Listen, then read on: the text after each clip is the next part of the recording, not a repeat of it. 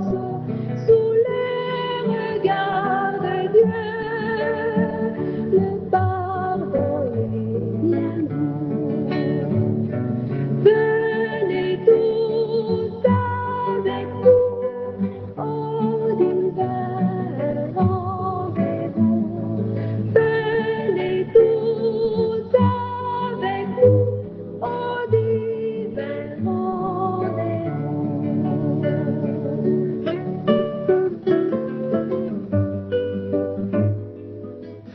Bien-aimés frères et sœurs, amis visiteurs, bonsoir à tous et bienvenue à notre 9e soirée de notre série de conférences Existe-t-il de l'espoir dans un monde de ténèbres?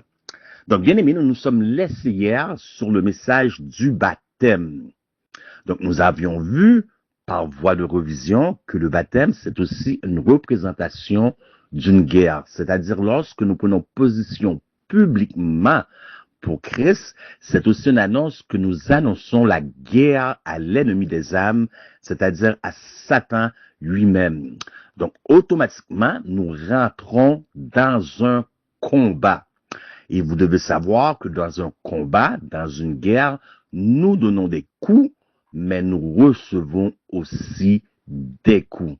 Donc, une personne qui ne reçoit pas aucun coup doit absolument se questionner: est-ce que l'ennemi marche avec lui ou contre lui?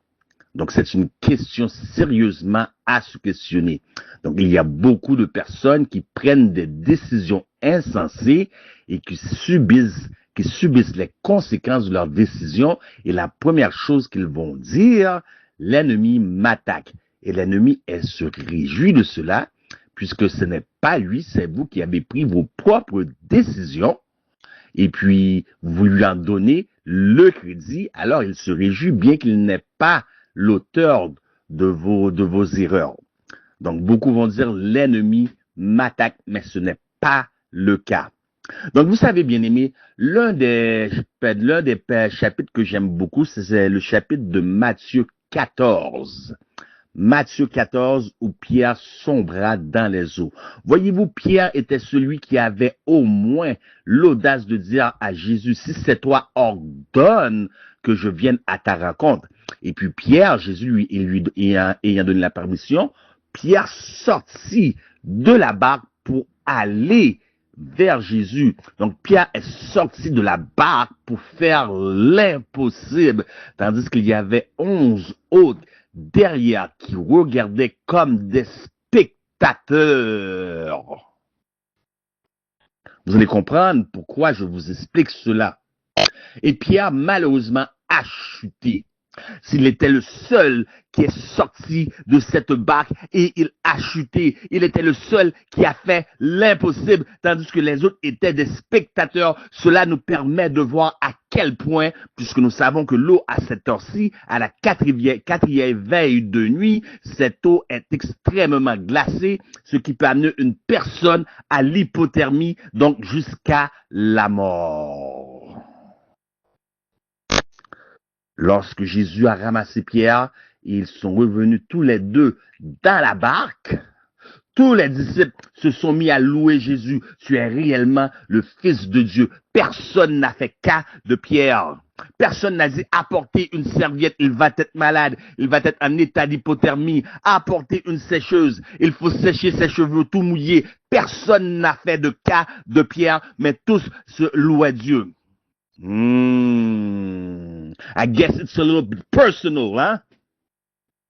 Personne n'a fait cas de Pierre. On voit qui est qui dans le zoo. Les circonstances de la vie démontrent qui est qui. Et ce soir, j'ai un message choc, bouleversant. Et je tenais à vous expliquer comment j'aime le 14e chapitre du livre de Matthieu, qui se réfère souvent à ma vie personnelle. Simplement pour vous aviser que à tous les jours de ma vie, c'est un combat. À tous les jours de ma vie, je dois lutter contre l'hypothermie. À tous les jours de ma vie, c'est une lutte. Je prends des coups, puisque personne ne gagnera le ciel dans une cabine première classe, dans un avion privé.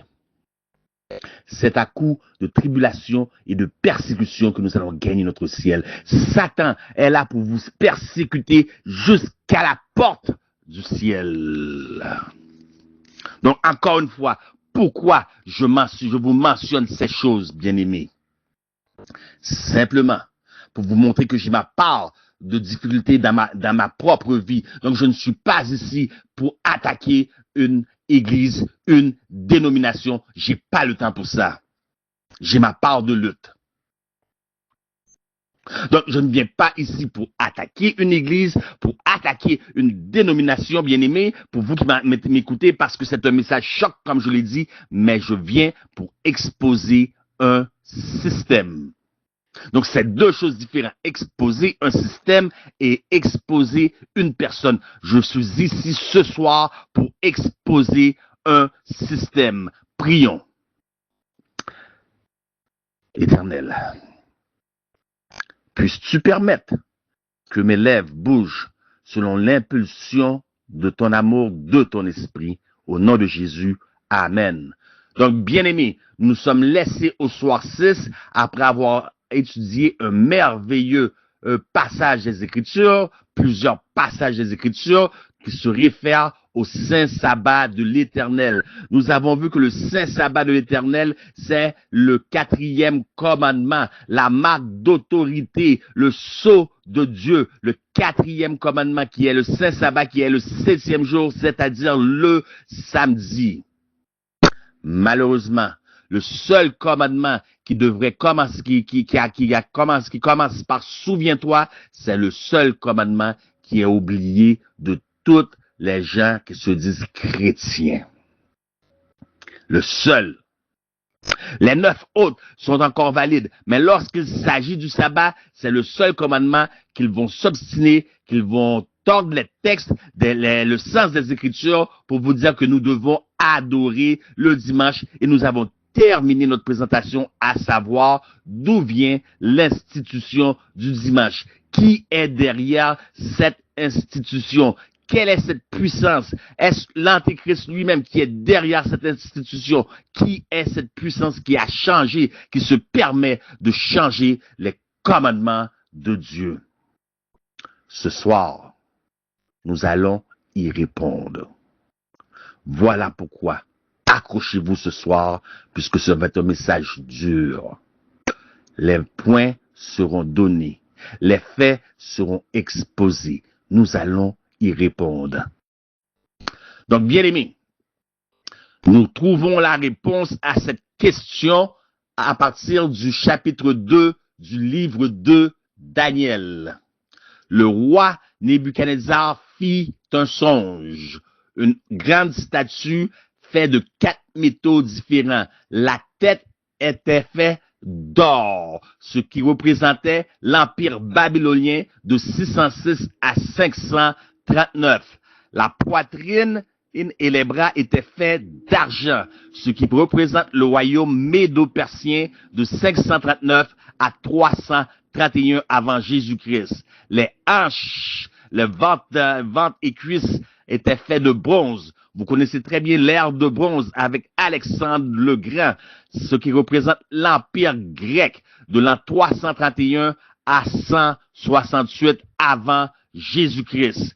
Puis vous retrouvez les jambes de fer qui représentent l'empire romain de l'an 168 à 476. Les jambes de fer, mais nous continuons parce que après les jambes se trouvent les pieds, qui est une extension des jambes. Les pieds ont 10 orteils. Donc, les pieds sont faits de fer et d'argile, qui signifie qu'il n'y aura pas un 5e royaume, mais un prolongement du 4e royaume. Donc, cela s'est fait après 476.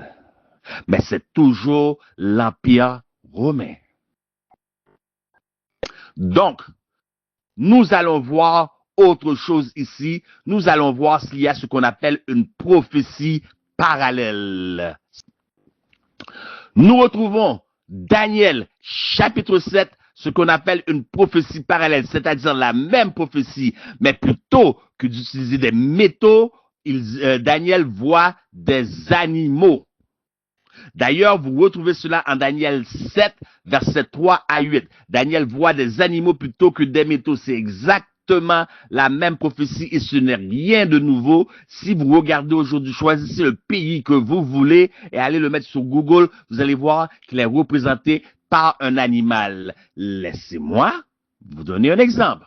Le Canada par le castor, la Chine par le panda, les États-Unis par l'aigle. Mais ce qui vous intéresse et ce qui nous intéresse, est-ce que la Bible confirme cela? Allons en Daniel 7, verset 17. Ces 4 grands animaux, ce sont 4 grands rois qui s'élèveront de la terre. Donc, ces 4 animaux, que sont-ils? Ce sont des rois. Donc, un roi doit avoir un royaume, une nation. Donc, une nation. 4 nations. Daniel 7, verset 24. Daniel 7, verse 24. Les 10 cornes, ce sont 10 rois qui s'élèveront de ce royaume. Un autre s'élèvera après eux, il sera différent des premiers et il abaissera 3 rois. Donc, il reste 7 cornes. Les cornes, c'est les puissances, ça représente la puissance de cette nation.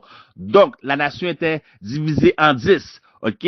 Donc, quelles étaient ces nations, ces royaumes barbares à l'époque? Vous avez les Saxons représentés aujourd'hui par la nation anglaise. Les Francs représentés aujourd'hui par la nation française. Les Allemands représentés aujourd'hui par la nation de l'Allemagne. Vous avez les Wisigoths, la nation espagnole. Les Suèves, la nation portugaise. Les Lombards, que tous connaissent bien, la nation italienne, les Burgondais, la nation suisse, et toi ont été déracinés par la petite corne qui sort de la tête de cet animal terrible et féroce. Ce sont les Hérules en 493 après Jésus-Christ, les Vandales en 534 après Jésus-Christ, et la dernière nation, les Ostrogoths, qui ont disparu en 538, puisqu'à l'époque, pas Alexandre le Grand, l'empereur Constantin avait eu un problème. Son royaume commençait à se fragiliser. Donc, pour remédier à la situation, il a eu recours à l'évêque de Rome. Remarquez que dans ce temps-là, il n'y avait pas de pape. Il a eu recours à l'évêque de Rome qui est venu solutionner son problème. Et plus tard, en 325, au conseil de Nicée, l'évêque de Rome, l'empereur Constantin est venu faire un retour d'ascenseur à l'évêque de Rome en instituant le conseil de Nicée. Un conseil qui allait cadrer l'Église dans leur dogme. Il y avait plusieurs choses dans ce conseil, mais ce qui attire notre attention, c'est que dans ce conseil, pour la première fois dans la chrétienté, on allait rentrer comme doctrine officielle la doctrine de la Trinité. Mais il y avait une voix discordante qui n'était pas en accord avec cela. Il s'appelait Arioch ou Arius, d'où vient l'hérésie arienne, que tout le monde sait sans savoir d'où cela provient. Arius argumentait que Jésus était le Fils littéral engendré de Dieu et qu'il fallait prendre l'évangile tel qu'elle est at face value sans chercher à interpréter. C'était une voix discordante. Il fallait le faire taire. Puis toutes les autres nations, les Hérules, les Vandales et les Ostrogoths, ok, étaient tous des nations qui appuyaient Arius. Donc, c'était des entraves parce que tout le monde devait être en accord. C'était des entraves. Il fallait les éliminer pour qu'en 538, qu'il n'y ait plus personne dans le chemin qui serve d'entrave. Et puis en 538, qu'est-il arrivé? Le pape, finalement, le pape est monté sur le trône sur la protection militaire de Bélisaire et le décret de Justinien Pour la première fois, nous avons maintenant l'institution de la papauté telle que nous connaissons aujourd'hui. Donc, combien de temps durera cette puissance? Combien de temps durera cette puissance? La Bible dit que cette puissance durera un temps, c'est-à-dire 360 jours. Ça veut dire un an. Un an dans le calendrier juif. Des temps, c'est-à-dire 2 ans. 2 ans dans le calendrier juif. Ça fait 720 jours. Et la moitié d'un temps, ça veut dire la moitié d'une année dans le calendrier juif qui est 180 jours. Additionnez le tout, cela vous donne 3 ans et demi ou 42 mois ou 1260 jours. Voilà combien de temps devait durer cette puissance. Mais en prophétie, on ne compte pas les jours pour des jours en prophétie, puisque Ézéchiel 4, verset 6, Ézéchiel 4, verset 6 nous dit, quand tu auras achevé ces jours, couche-toi sur le côté droit et tu porteras l'iniquité de la maison de Juda pendant 40 jours. Je t'impose un jour pour une année. Donc, en temps prophétique, une journée est égale à un an. Nous avons vu un temps, des temps, et la moitié des temps équivaut à 3 ans et demi. 42 mois, 1260 jours prophétiques qui est 1260 ans en réalité. Et nous savons que le tout débute en 538 lorsque le pape monte au pouvoir sous la puissance militaire de Bélisaire et le décret de Justinien. 538, ajouter 1260 ans, ça vous donne exactement 1798 lors de la Révolution française où Berthier, le général de Napoléon, entra à Rome et captura le pape et l'amena en captivité là où il mourut. Bien-aimés, durant tout ce temps, de 538 à 1798, cela s'appelait le Moyen-Âge, ou en anglais qui fait plus de sens, the Dark Ages, les âges noirs. Pourquoi les âges noirs? Parce que c'était une période noire que le monde n'est jamais connue. Une seule église a commis de telles abominations qui a tué 50 millions de chrétiens jusqu'à 500 millions de chrétiens. Une seule église sur la surface de la terre. C'est plus de gens que ISIS, Al-Qaïda, ensemble auraient aimé tuer. C'est plus de gens que Hitler lui-même aurait aimé tuer. Une seule église a connu de telles abominations. Regardez ici sur l'écran au slide numéro 6. Regardez sur l'écran. Ici, vous voyez un genre de cercueil fait en forme humaine. Lorsque vous ouvrez les portes, c'est un genre de cercueil debout. Lorsque vous ouvrez les portes, vous voyez à l'ouverture de la porte de longs pics et dans le dos de longs pics, la personne était mise au milieu. Lorsque vous refermez les portes, les pics traversaient de bord en bord cette personne. Et il est dit en Daniel 7, 21, je vis cette corne faire la guerre aux saints et l'emporter sur eux. Regardez aussi comment on torturait les gens. Regardez l'autre homme dans le milieu enroulé dans une roue. Comment il était torturé. Et à gauche, à l'extrême droite, en haut et en bas, c'était tous des objets de torture de l'Église. Tous ceux qui ne marchaient pas selon la voie de l'Église, selon les croyances de l'Église, étaient vus comme hérétiques et étaient persécutés. J'aimerais voir un seul endroit où Jésus a persécuté, a fait mourir des gens qui ne croyaient pas en sa doctrine. C'est le contraire qui s'est passé. C'est lui qui a été assassiné. C'est lui qui a été crucifié. Car les Juifs croyaient qu'il valait mieux qu'un seul homme périsse que toute la nation périsse. Nommez-moi un endroit dans la Bible où Jésus exerce un ministère par coercion. Et vous vous demandez, mais ça c'était dans le temps du Moyen-Âge, dans le temps des Dark Ages. Bien aimé, j'aimerais vous dire que les choses n'ont pas changé aujourd'hui. Les choses sont encore exactement telles qu'elles étaient, sauf que les méthodes sont différentes, les méthodes sont insidieuses, de sorte que les gens ne passeront pas pour des barbares. Donc, nous avons vu lors de la Révolution française sous le docteur J.L. Guillotine. Ce n'est pas J.L. Guillaume, je sais ça sur ça, mais c'est J.L. Guillotine. Des gens qui se faisaient décapiter par guillotine. C'est-à-dire, on a pris un anon, on a attaché une bible à sa queue, et là où l'anon, et on a fouetté l'anon, et l'anon s'est mis à courir. Là où l'anon s'est arrêté, on a rassemblé toutes les bibles dans la ville, et on les a mis à cet endroit et les faire brûler. Quiconque était pris lors de la Révolution française avec une Bible dans ses mains était décapité. On estime à 50 à 92 personnes par jour décapitées sur la place publique. Le mot à retenir ici, c'est la place publique. Donc, il y a un an à peu près de cela, peut-être moins qu'un an, un homme a été tué sur la place publique. C'est un homme du nom de Charlie Kirk.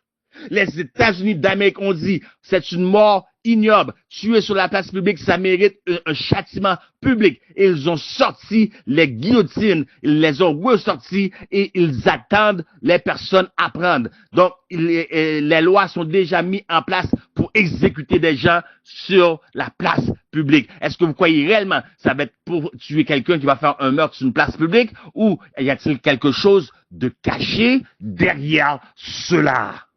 Y a-t-il un groupe spécifique visé derrière cela?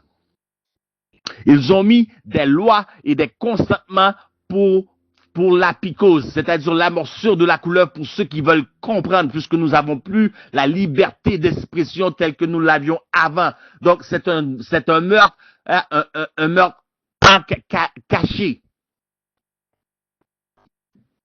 On a mis des confinements. Et il va y avoir de plus en plus de confinements au travers de futures villes de 15 minutes. Et non seulement les villes sont de 15 minutes, mais vos autos vont être programmées. Donc vos autos vont s'arrêter automatiquement parce qu'il va y avoir un système de reconnaissance faciale, vocale. Mais aussi lorsqu'on parle de la psychose, il y a déjà plusieurs gens qui ont pris cette morsure de la couleuvre dans leur système. Qu'est-ce que ça fait une fois rentré? Ça s'est solidifié et ça fonctionne en tant qu'émetteur. Donc, ça prend un émetteur-récepteur. Donc, vous avez des tours 5G et les tours 6G qui vont faire leur apparition, qui vont faire paraître les tours 5G comme un jardin d'enfants. Vous avez la loi canadienne ici même au Canada, la loi C-34 sur la liberté d'expression qui va interdire à n'importe qui d'apposer n'importe quoi sur les réseaux sociaux, interdire de parler de telle chose, de parler de tel parti politique, de parler d'un groupe quelconque. Donc, si vous voulez parler du groupe de la communauté alphabet, vous connaissez très bien ce que je veux dire. Ça commence par L, ça continue par B, ça continue par G, T, il y a un Q. Vous savez, on n'a pas la liberté d'expression. Donc, on peut maintenant arrêter ces gens-là. Et non seulement on peut les arrêter, mais si pour arrêter les lanceurs d'alerte maintenant, il y a une loi maintenant qui s'appelle la loi C-23. Lorsque vous faites un lanceur d'alerte, vous dites qu'est-ce que vous avez à dire, tout comme je fais présentement. Ils peuvent vous arrêter de dire, il est fou lui. Il est fou. Ils peuvent vous arrêter pour vous amener en psychiatrie. C'est une loi maintenant au Canada. Vous croyez réellement qu'ils en ont après les lanceurs d'alerte? Une fois en psychiatrie, maintenant, ils ont l'autorité et la permission de vous euthanasier. Est-ce que vous voyez comment ça se fait maintenant en soudine? Est-ce que vous le voyez? Donc, cette puissance commençait en 538, donc elle devait durer 1260 ans, en 1798, donc ce qui met terme aux 1260 jours prophétiques, aux 1260 ans. Donc c'était comme une blessure mortelle lorsque le pape alla en captivité par le général Berthier, général de Napoléon, mais le 12 février 1929, elle est sortie de captivité. La Bible parle que la morsure mortelle, la blessure mortelle de la bête serait guérie. Et beaucoup de gens interprètent que la morsure mortelle de la bête a été guérie le 12 février lorsque le général Mussolini et le cardinal Gaspari redonnèrent toute puissance à la papauté au Vatican. Mais ce n'est pas la guérison de la blessure mortelle. C'est plutôt la papauté, le Vatican qui sort de captivité. Il est sorti de la captivité. C'est une autre puissance qui va guérir, puisque lorsqu'elle sera guérie, Rome ne change pas. Elle persécutera. Nous avons vu tout ce qui s'est passé, le nombre de gens qui est mort au Moyen-Âge. Accrochez-vous, les jours s'en viennent à grands pas. Sommes-nous prêts? Lorsqu'elle sera guérie, lorsque la blessure mortelle sera guérie, elle va persécuter. Est-ce que vous êtes prêts? Et c'est les États-Unis d'Amérique qui va guérir cette blessure mortelle. Donc, continuons de voir, puisque nous sommes plus ici pour voir qui a changé le jour. Quelle est cette puissance derrière le changement du jour, puisque Dieu a ordonné que c'est le 7e jour, qui est le samedi, qui est le sabbat de l'Éternel. C'est le jour du repos et non le premier. Donc, voyons voir cette puissance, si elle a réellement changé les temps et la loi. Daniel 7, 25, Daniel 7, 25. Il espérera changer les temps et la loi. Nous allons considérer ensemble maintenant la loi de l'Éternel. Tu n'auras pas d'autre Dieu devant ma face. Premier commandement. Deuxième commandement. Tu ne te feras point d'image taillée. Écoutez bien, tu ne feras point d'image taillée, ni de représentation quelconque des choses qui sont en haut dans les cieux, qui sont en bas sur la terre et qui sont dans les eaux plus bas que la terre. Tu ne te prosterneras point devant elles et tu ne les serviras point, car moi l'Éternel ton Dieu, je suis un Dieu jaloux, qui punit l'iniquité des pères sur les enfants jusqu'à la 3e et la 4e génération de ceux qui me haïssent et qui fait miséricorde jusqu'en 1000 générations à ceux qui m'aiment et qui gardent mes commandements. Voilà ce qu'on retrouve dans les 10 commandements. Mais cette église-là même, cette dénomination-là, vous ne trouverez pas ce commandement-là dans cette église. Pourquoi tu ne feras point d'image taillée? Pourquoi vous pensez que vous ne retrouvez pas ce commandement dans les 10 commandements? Donc, nous avons déjà un commandement en moins. Comment peuvent-ils arriver à 10? Ils ont pris le 10e, ils l'ont séparé en 2. Mais c'est le même commandement. Puisque lorsque vous êtes dans ces églises-là, vous trouvez plein de statues, plein de reliques. Et des gens qui se prosternent, tandis que le texte dit, tu ne te prosterneras point devant elles et tu ne les serviras point. Elles ont des yeux, mais ne voient pas. Elles ont des mains, mais ne touchent pas. Elles ont des jambes, mais ne marchent pas. Elles ont des oreilles, mais n'entendent pas. Elles ont une bouche, mais elles ne sortent aucun son de leur gosier. Et on les parle. Et vous les parlez, vous les priez. Ils ne vous voient pas. Ils ne vous entendent pas. Continuons. 3e commandement. Tu ne prendras point le nom de l'Éternel ton Dieu en vain, car l'Éternel ne laissera point impuni celui qui prendra son nom en vain. 4e commandement. Donc, si le 2e a été retiré, retranché, donc vous retrouvez maintenant, le 4e devient le 3e. Souviens-toi du jour du repos pour le sanctifier. Ils ont simplement, souviens-toi du jour du repos pour le sanctifier. Regardez versets 9, 10 et 11. Ils n'ont rien de ça dans leurs 2 commandements. Tu travailleras 6 jours et tu feras tout ton ouvrage. Mais le 7e jour, il n'y a rien à propos d'un 7e jour. Est le jour du repos de l'Éternel ton Dieu. Tu ne feras aucun ouvrage, ni toi, ni ton fils, ni ta fille, ni ton serviteur, ni ta servante, ni ton bétail, ni l'étranger qui est dans tes portes. Car en 6 jours, l'Éternel a fait les cieux et la terre, et la mer, et tout ce qui est contenu, il s'est reposé le 7e jour. C'est pourquoi l'Éternel a béni. Seul jour qui possède une bénédiction. Ne me dites pas tous les jours sont bénis. Genèse 2, verset 1 à 3. Nous l'avons vu il y a 3 jours, au 6e soir. Il l'a béni, il l'a sanctifié. Ne me dites pas que tous les jours sont sanctifiés. Vous n'allez pas voir ça de la Genèse à l'Apocalypse. Et ce que l'Éternel est béni, comme nous avons vu en 1 Chroniques 17, 37, c'est que l'Éternel béni est béni pour l'éternité. Nous avons vu cela le 6e soir. Poursuivons. Honore ton père et ta mère afin que tes jours se prolongent dans le pays que l'Éternel, ton Dieu, te donne. C'est le 5e, mais pour eux maintenant, c'est le 4e, puisqu'ils en ont un de moins. Tu ne tueras point, tu ne commettras point d'adultère, tu ne déroberas point, tu ne porteras point de faux témoignages contre ton prochain. Et je peux vous dire qu'aujourd'hui, sur le timbre de ma voix, c'est pas une question de catholiques protestants. Le nombre de faux témoignages qui se passent aujourd'hui, des gens qui inventent avec la bouche ce que l'œil n'a point vu, des gens qui parlent d'une autre personne que cette autre personne-là l'a jamais rencontrée face à face. Cette personne ne connaît même pas son existence et tu permets d'ouvrir ta bouche pour citer son nom. That was too personal, I guess. Et dernier commandement, tu ne convoiteras point la maison de ton prochain, qu'ils ont séparé en deux. Tu ne convoiteras point la femme de ton prochain, ni son serviteur, ni sa servante, ni son bœuf, ni son âne, ni aucune chose qui appartienne à ton prochain. Ils l'ont coupé en deux, ils l'ont séparé en deux pour arriver à 10. La Bible nous dit que c'est une puissance blasphématrice.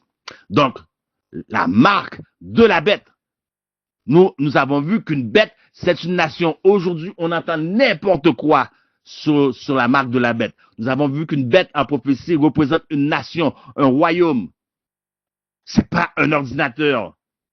C'est pas un chip. Et la Bible nous donne d'autres détails dans Daniel 7 et dans Daniel 13, et Apocalypse 13. Il nous dit que ce sera une puissance blasphématrice. Un chip ne blasphème pas.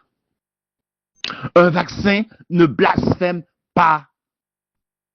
On dit n'importe quoi. Et les gens, parce que ça sonne bien à l'oreille, d'entendre des fables, d'entendre des choses agréables pour l'oreille. Tous les gens croient sans valider. Tous les gens croient parce que ça touche une corde sensible dans leurs émotions. Ils sont plus émotionnels qu'ils sont bibliques. La Bible dit clairement, c'est une puissance blasphématrice, a blasphemous power. Donc, la question à se poser, qu'est-ce que le blasphème? Jean 10, verset 33, John 10, verse 33. Les Juifs lui répondirent, ce n'est point pour une bonne œuvre que nous te lapidons, mais pour un blasphème. Et parce que toi, qui es un homme, tu te fais Dieu.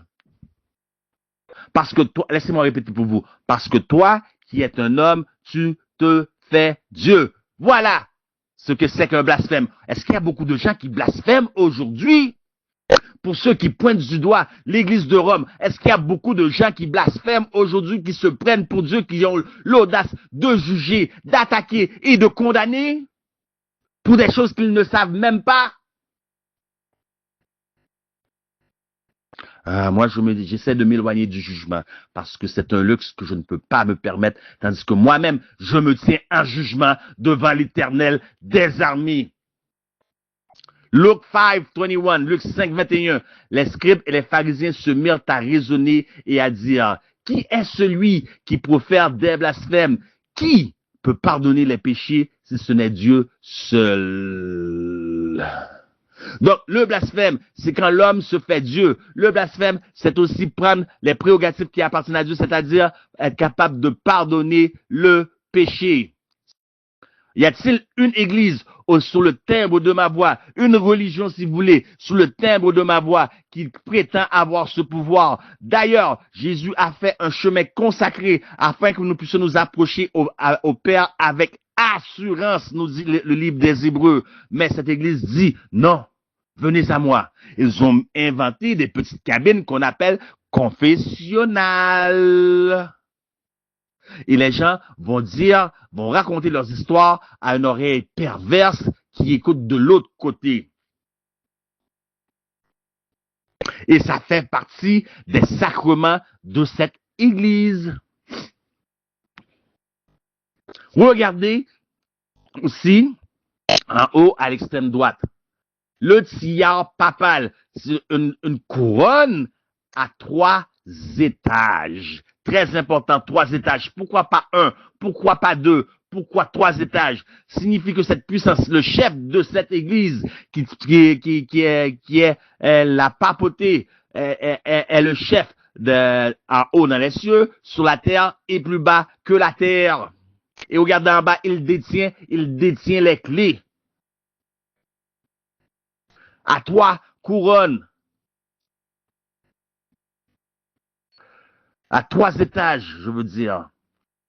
Est-ce que c'est vrai qu'avec vous, avons-nous vu d'autres choses qui étaient à 3 étages? Regardez au diapo 14. Regardez à la mort du pape Jean-Paul II. Il fut mis dans un cercueil superposé de 3 niveaux. Et qu'est-ce qui est intéressant ici, sur la photo, c'est que vous voyez, pour la première fois de l'histoire, 3 présidents des États-Unis agenouillés devant un corps mort. George Bush Jr., George Bush père et Bill Clinton, prosternés devant un corps de mort.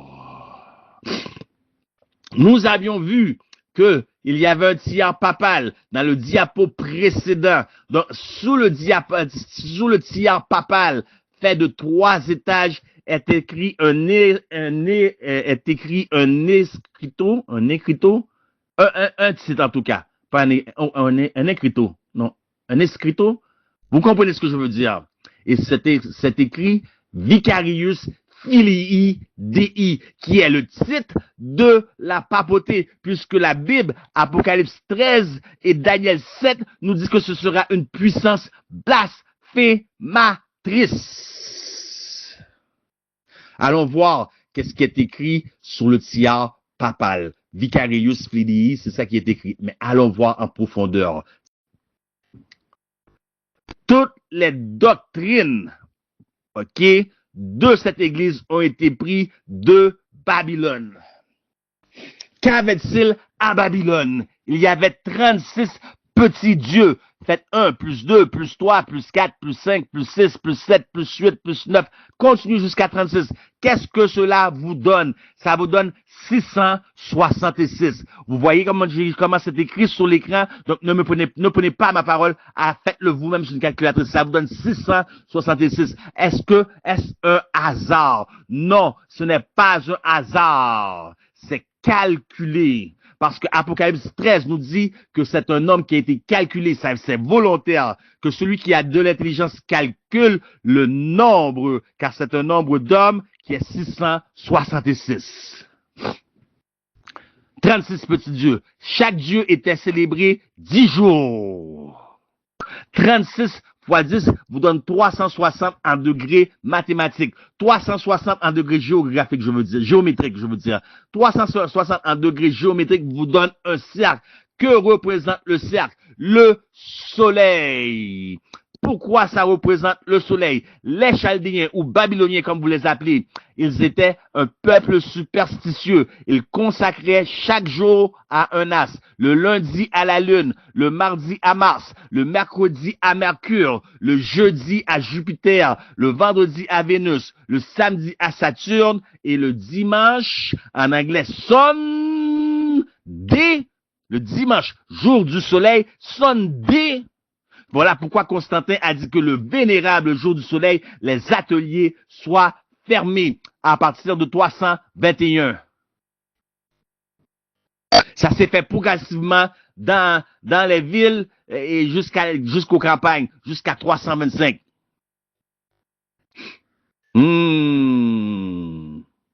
Le dimanche. Donc, voyons voir le titre de la papauté. Vicarius Filii Dei. Vicarius en chiffre romain, ce qui vous donne 112 le total. Regardez sur l'écran. Filii, qui vous donne 53 en chiffre romain. Et Dei, ce qui vous donne 501. Le total, c'est 666. C'est fait exprès. C'est voulu. Donc, vous avez d'autres termes qui se rapportent à Rome, comme César Nero, comme Romiite, tous finis par 666. Ce n'est pas un hasard. Ils ont fait exprès de choisir des noms, des titres et des termes qui vont donner 666. C'est tous des choses qui se rapportent à l'Église. Maintenant, nous voulons valider. Faisons la validation. The Pope is Christ in office. Voyons voir la version française. Vous voyez la référence Vatican I. Donc, je ne parle pas de moi-même. Je ne parle pas de moi-même. Personne ne peut dire que je suis en train d'abaisser une autre. Je vous lis ce que eux, ils disent. Le pape est le Christ incarné. Est-ce que c'est correct pour vous?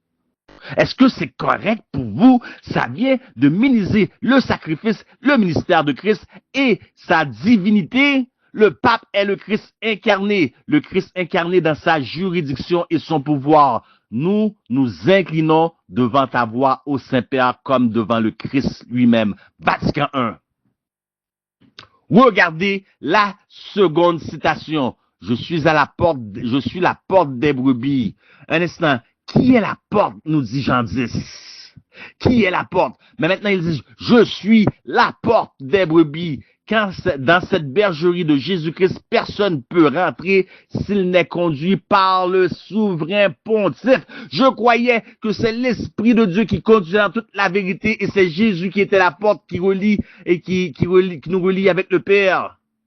Et c'est seulement s'ils sont unis à lui, est-ce que vous entendez que les hommes pourront être sauvés? Pape Jean 23. C'est pas moi. Je ne fais que lire. C'est pas moi.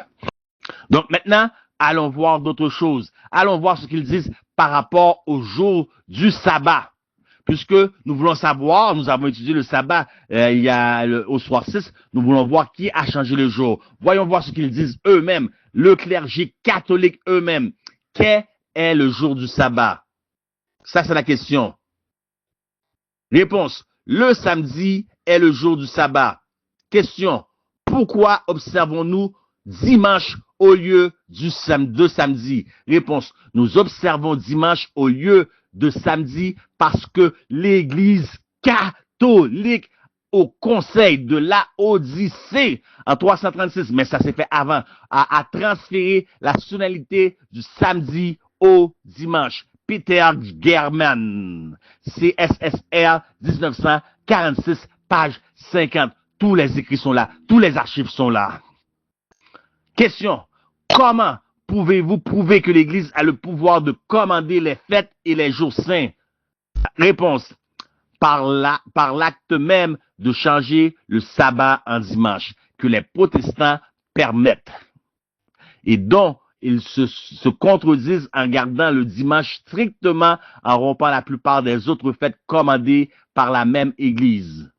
Comment pouvez-vous prouver cela? Parce qu'en gardant le dimanche, ils reconnaissent le pouvoir de l'Église d'ordonner les fêtes et de commander et de les commander sous le péché, et en gardant le reste des fêtes, par son commandement, il nie de nouveau en fait le même pouvoir. Henri Tuberville, 1833, page 58.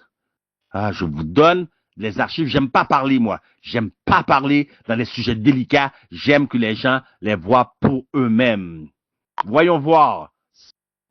L'Église a changé l'observance du sabbat au dimanche par droit de l'autorité divine et infaillible donnée par son fondateur Jésus-Christ. Vraiment, le protestant prétendant que la Bible est son seul guide de foi n'a aucune justification pour observer le dimanche.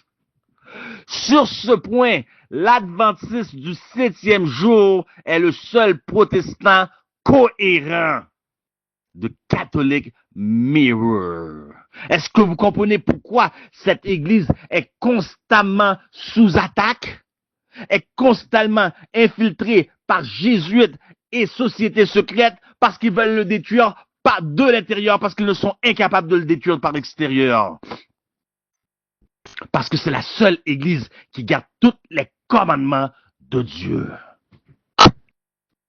Les protestants qui disent se fier uniquement à la Bible doivent être perplexes face à la sanctification du dimanche, alors que Dieu a clairement dit « sanctifie le jour du sabbat ». Le mot dimanche n'apparaît nulle part dans la Bible, ainsi, sans le savoir, ils obéissent à l'autorité de l'Église catholique. The Catholic Mirror, Baltimore, 23 septembre 1893. L'Église catholique, pendant plus de 1000 ans avant l'existence d'un protestant, a changé le jour du sabbat au dimanche en vertu de sa mission divine. J'ai offert, écoutez très bien, évêque T.N. Wright, j'ai offert à maintes reprises la somme de $1000 à toute personne qui pourrait me prouver à partir de la Bible que je dois sanctifier le dimanche. Il n'existe aucune loi de la sorte dans la Bible. C'est une loi de la seule Église catholique. La Bible dit, souviens-toi du jour du repos pour le sanctifier. L'Église catholique dit, non, par mon pouvoir divin, j'abolis le jour du sabbat. J'abolis le jour du sabbat et je vous ordonne de sanctifier le premier jour de la semaine. Et voilà, tout le monde civilisé se plie avec révérence pour obéir à ce commandement de la Sainte Église catholique. Évêque T.N. Wright. Vous voyez, ce n'est pas n'importe qui, ce n'est pas le simple fidèle, le simple petit laïc. Nous parlons de la hiérarchie de l'Église, du clergé, je veux dire, de l'Église. Maintenant, un autre, de Cardinal James Gibbon. Le samedi est-il le 7e jour de la Bible et les 10 commandements? Je réponds oui. Dimanche est-il le premier jour de la semaine et l'Église a-t-elle changé le 7e jour samedi pour le dimanche? Le premier jour. Je réponds oui. Christ, on ne veut pas savoir ce que font les hommes. Christ a-t-il changé le jour? Je réponds non. Cardinal James Gibbon. Vous voyez, bien aimés, c'est tous les hauts clergés de l'Église catholique qui parlent. Ce n'est pas moi. Slide. Nous, catholiques, n'acceptons pas la Bible comme seule règle de foi. Ah, voilà, hein? Petit secret qui sort. En plus de la Bible, nous avons l'Église vivante, l'autorité de l'Église comme règle pour nous guider. Ils ont d'autres choses que la Bible pour les guider. Ah, ça devrait faire réfléchir à ceux qui ont des manuels d'Église. Nous disons que cette Église fondée par Christ pour enseigner et guider l'homme dans sa vie a le droit de changer les lois cérémonielles de l'Ancien Testament et donc nous acceptons son changement du sabbat au dimanche. Nous disons franchement, oui, l'Église a effectué ce changement sans honte. Instaurer cette loi, tout comme elle a fait d'autres lois. Par exemple, l'abstinence du vendredi, le célibat des prêtres, les lois concernant les mariages mixtes, la réglementation des mariages catholiques et des milliers d'autres lois. Qui suivez-vous? Il est toujours risible de voir les églises protestantes du haut de la chair dans leur législation exiger l'observance du dimanche. Pour toutes vous qui allez à l'église le dimanche, qui parlent du dimanche, toutes sortes d'excuses, Jésus a ressuscité le dimanche, il s'est passé ici le dimanche, c'est dimanche. Chose dont nous retrouvons aucune trace dans la Bible. Peter Kramer, Catholic Church Extension, 1975. Maintenant, si vous pensez que c'est juste une question d'adventisme du 6e jour, vous avez tort. Allons voir ce que l'un des plus grands évangélistes ayant foulé cette terre a dit, Dwight L. Moody. Le sabbat était obligatoire en Éden, il a été en vigueur depuis ce temps. Ce 4e commandement débute par le mot « souviens-toi », illustrant que le sabbat existait déjà lorsque Dieu a écrit la loi sur les tables de pierre au Sinaï. comment les hommes peuvent-ils prétendre que ce commandement a été aboli alors qu'ils admettent, écoutez, ils admettent que les 9 autres sont toujours obligatoires. Si vous tuez, vous allez être radié, vous allez être radié de l'église, j'allais dire excommunié. On parle pas de ça. Vous êtes radié de l'église parce qu'ils vont dire, tu es un tueur, tu ne tueras point. Commettez de l'adultère, tu es un adultère, tu ne commettras point d'adultère. Voler, tu ne voleras point. Vous violez les commandements de Dieu. Mais maintenant, le 4e, qui est le sang, ça, c'est pas le premier, ni le dernier, si vous voulez en enlever un ou deux. Mais celle qui est en plein cœur, en plein sang, maintenant, lui, il est pas bon. Il est pas bon, il a été aboli. Christ l'a cloué sur la croix, mais toutes les autres sont bons. Quelle inconsistance. D.L. Moody, Wade and One Thing, page 47-48. Maintenant, j'ai pas voulu, faute de temps, vous écrire toutes les autres dénominations, qu'est-ce qu'ils disent à ce sujet-là. Vous allez voir presque toutes les dénominations. Aucun d'eux, peut-être maintenant aujourd'hui ils le font, aucun d'eux n'a embarqué dans cette histoire de dimanche. Les presbytériens, les méthodistes, les congrégationnistes, les baptistes. Donc, prenez un screenshot, la référence est sur l'écran, prenez un screenshot et allez voir par vos propres yeux. Donc, encore une fois, bien-aimés, encore une fois, nous parlons de la marque de la bête. Ça veut dire la marque d'une nation, l'autorité d'une nation, d'un royaume, puisqu'une bête représente un royaume. C'est la même chose que Daniel 7 et Daniel 2. Ok, cela représente un royaume. Quelle est donc la marque d'autorité de cette église? La marque de la bête. Quelle est donc cette autorité? Quelle est la marque de la bête? Puisque ce n'est pas un chip. Un chip ne blasphème pas. Ok? Un chip n'est pas une nation ni un royaume. Quelle est donc la marque de la bête? Nous voyons ici, what does the beast say is his mark? Que nous dit la bête qui est sa marque? Écoutez, Sunday. Écoutez, Sunday. Est-ce que vous voyez sur l'écran Sun, le soleil, le jour du soleil? Sunday is a mark of authority. Le dimanche est notre marque d'autorité. L'église est au-delà, est au-dessus de la Bible. Et la transférence du sabbat en est la preuve. Catholic Record, September 1st, 1923, 1929. Ce n'est pas moi qui le dis. Maintenant, bien-aimés, vous vous demandez quelle est l'implication et l'importance de cela pour nous aujourd'hui. Christ, nous avons vu au cours des différents soirs que Christ est venu implanter non pas une église, non pas une religion, mais le royaume des cieux. Nous avons vu que la présence lui-même de Christ, comme vous l'avez vu pour ceux qui ont assisté, représentait l'Église. Sinon, retournez au soir précédent. Pourquoi? Parce que Christ a dit, là où 2 ou 3 sont unis en mon nom, je suis au milieu d'eux. Le royaume des cieux ne viendra pas de manière à éclater les yeux de telle ou de telle façon. Le royaume des cieux est au milieu de vous. Il y aura un royaume qui va se préparer, qui va exister. Elle remplira toute la terre, selon Daniel 2.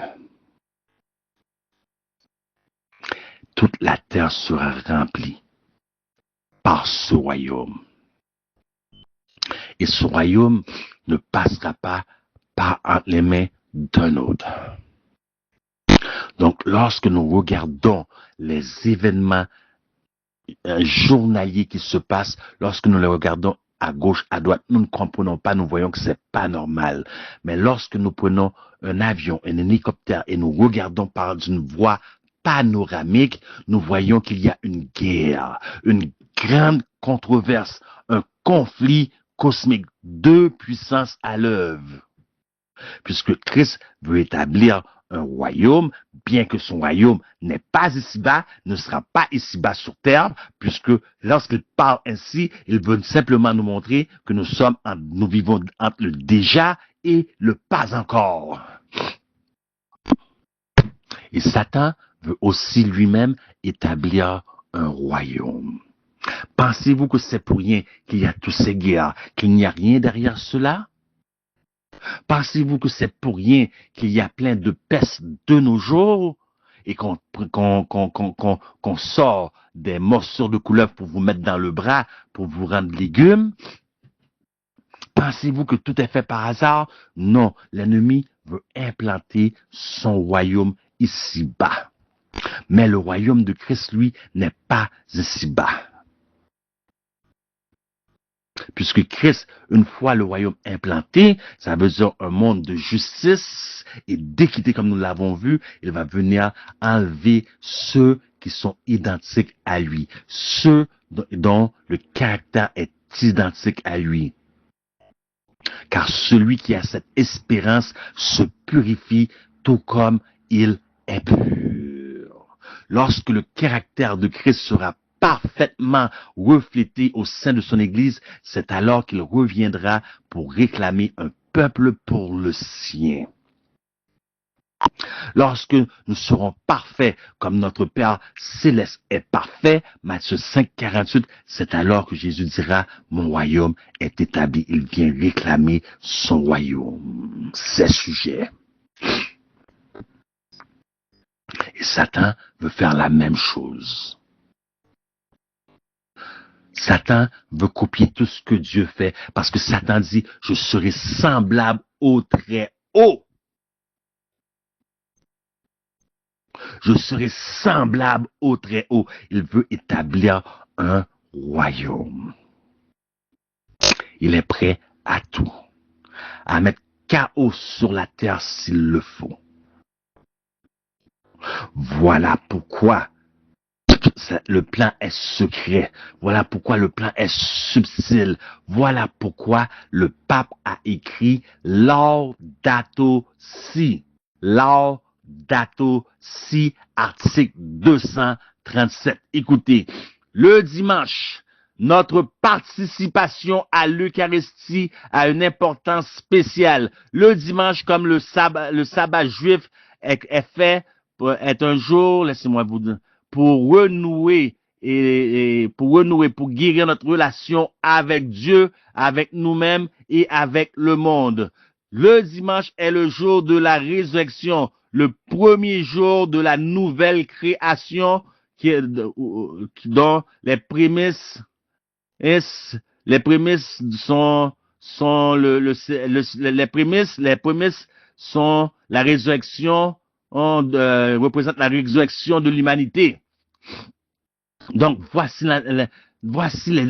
les points sensibles qu'on essaie de toucher. Donc, on essaie de toucher par cela un faux changement climatique. Donc, il faut se reposer le dimanche. Dimanche sans mouvement. Si vous ne faites pas ci, vous ne faites pas ça, vous ne pourriez pas acheter ni vendre. Si vous soumettez pas au nouveau système, vous ne pourriez ni acheter ni vendre. Il faut focuser sur le dimanche pour être de bons citoyens.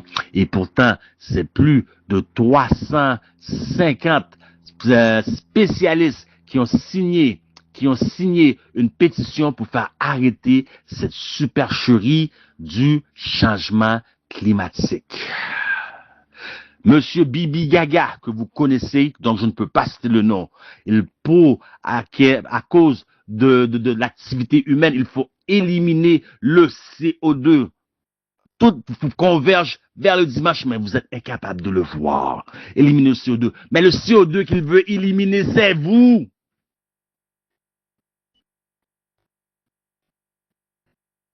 Et les États-Unis d'Amérique vont compléter le tout. C'est eux qui vont guérir la blessure mortelle. Comment le feront-ils?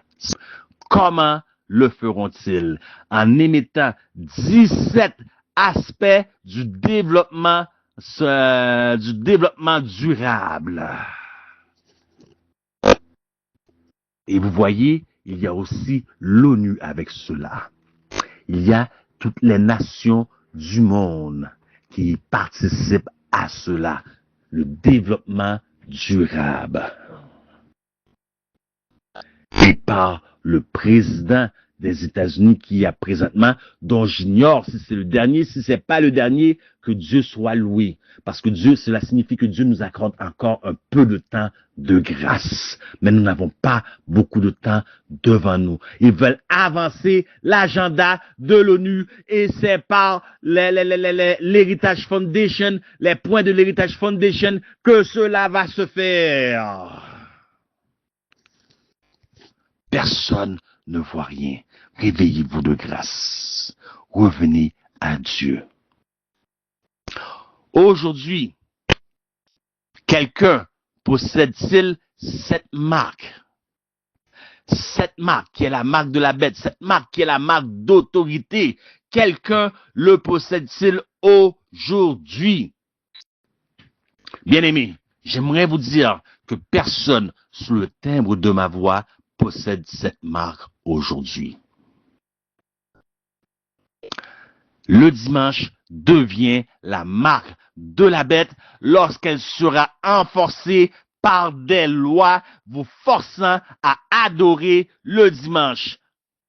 Sous peine de boycott financier, sous peine d'emprisonnement ou sous peine de mort. Ça devient la marque. C'est dans ce temps-là que ça devient la marque parce que Dieu veut attendre pour voir votre allégeance. Parce que la dernière guerre, ce ne sera pas l'Iran-États-Unis, ce ne sera pas un pays contre un autre. La dernière guerre qui doit avoir lieu sur cette terre, la Bible nous le révèle, c'est une guerre pour l'adoration, c'est-à-dire une guerre religieuse. Apocalypse 13, verset 4. Et ils adorèrent le dragon parce qu'il avait donné l'autorité à la bête et ils adorèrent la bête en disant qui est semblable à la bête et qui peut combattre contre elle. Encore une fois, ils adorèrent le dragon. L'adoration est à qui? L'homme peut aimer, l'homme n'adore pas. L'adoration est uniquement à Dieu. Ils adorèrent la bête. Verset 8. Et tous les habitants de la terre l'adoreront, ceux dont le nom n'a pas été écrit dès la fondation du monde, dans le livre de vie de l'agneau qui a été immolé. Encore une fois, adoration. Verset 12. Il exerçait toute l'autorité de la première bête en sa présence et elle faisait que la terre et ses habitants adoraient la première bête dont la blessure mortelle avait été guérie. Verset 15. Et il lui fut donné d'animer l'image de la bête afin que l'image de la bête parlât et qu'elle fit que tous ceux qui n'adoreraient pas l'image de la bête fussent tués. Tués parce que je refuse d'adorer? Bien-aimé, où est la liberté de religion? La liberté de croyance. L'adoration va jusqu'à faire tuer des gens? La dernière guerre, bien-aimé, c'est une guerre spirituelle. Préparez-vous parce que nous sommes à quelques kilomètres de voir cela. Je ne parle même pas à des milliers de kilomètres. Je vous dis à quelques kilomètres de voir cela de notre propre vivant. C'est maintenant qu'il faut arranger et mettre votre maison en ordre. Recherchez l'Éternel tandis qu'il se trouve. Invoquez-le tandis qu'il est proche, car le salut est plus près de nous que lorsque nous avions cru. La nuit est fort avancée et le jour vient. Préparez-vous, bien-aimés, que Dieu vous bénisse.